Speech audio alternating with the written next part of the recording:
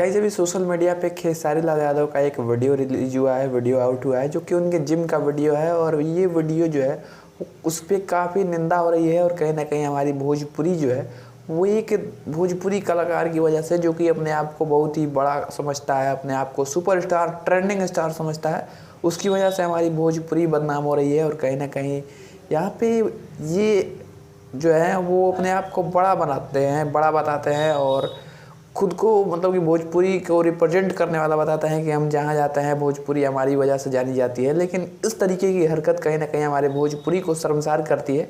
अगर भोजपुरी आपकी वजह से जानी जाती है तो कहीं ना कहीं आप जो हरकतें करते हैं वो हरकतें की वजह से भोजपुरी जो है वो बदनाम भी होती है। कहीं ना कहीं जिस तरीके की आप हरकत किए हैं, कैमरे के सामने रिकॉर्ड किए हैं, रील बनाए हैं, वो कहीं ना कहीं हमारी भोजपुरी को शर्मसार करने वाली हरकत है। और आज तक आपने और किसी भी स्टार को नहीं देखा हो कि इस तरीके का जिम करता हो या इस तरीके का एक्सरसाइज करता हो।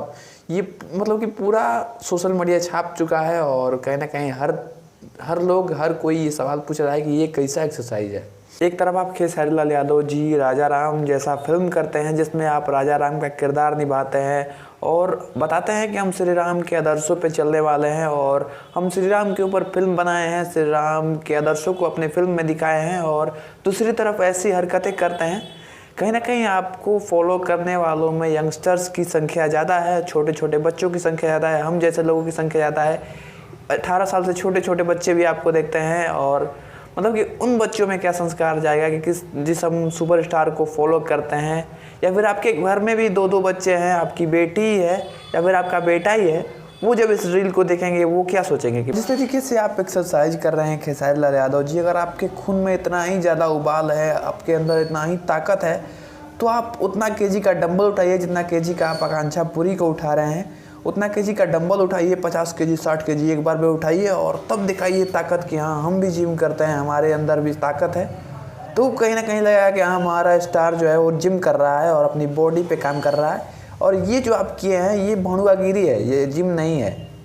अब बात करते हैं यहाँ पे इस एक्ट्रेस आकांक्षा पुरी की। तो भैया ये एक्ट्रेस जो है वो बॉलीवुड से आई हैं, आकांक्षा पुरी। और ये एक्ट्रेस पहले बॉलीवुड की फिल्मों में काफ़ी हमें देखने को मिली हैं और बॉलीवुड के गानों में भी देखने को मिली हैं। लेकिन अब इनको भोजपुरी जो है भोजपुरी से बहुत ही ज़्यादा लगाव हो चुका है। आपको बता दें कि पहले ये सबसे पहले पवन सिंह के गाने तुम्हें ना देखूं तो चैन मुझे आता नहीं, जो कि एक रीमेक सॉन्ग था, जो कि पिछले साल 2023 या 2023 में रिलीज़ किया गया था। उसमें पहली बार इन्हें देखा गया था और काफ़ी मतलब कि बहुत ही प्यारा गाना है। उसमें किसी भी प्रकार की अश्लीलता नहीं है, एक रोमांटिक गाना है, फिर भी किसी भी तरह की अश्लीलता नहीं है इसमें। बहुत ही प्यारे तरीके से पवन सिंह और आकांक्षा पुरी की जोड़ी दिख जाएगी। और उस वक्त कहीं ना कहीं आकांक्षा पुरी की क्रेज़ थी कि भैया हाँ बॉलीवुड की सुपरस्टार है, बॉलीवुड की एक्ट्रेस हैं आकांक्षा पुरी, जो कि भोजपुरी में काम कर रही हैं। कहीं ना कहीं हमारे भोजपुरी के लिए भी गर्व की बात थी। लेकिन आजकल जिस तरीके से आप अपनी इमेज बना ली हैं, कहीं ना कहीं ये बहुत ही आपके लिए भी नुकसानदायक है। और क्या आप जिस तरीके से अपनी इमेज बनाई है, इस इमेज को लेके बॉलीवुड द्वारा आपको एक्सेप्ट करेगा? कहीं ना कहीं आप एक बार सोचिएगा ज़रूर।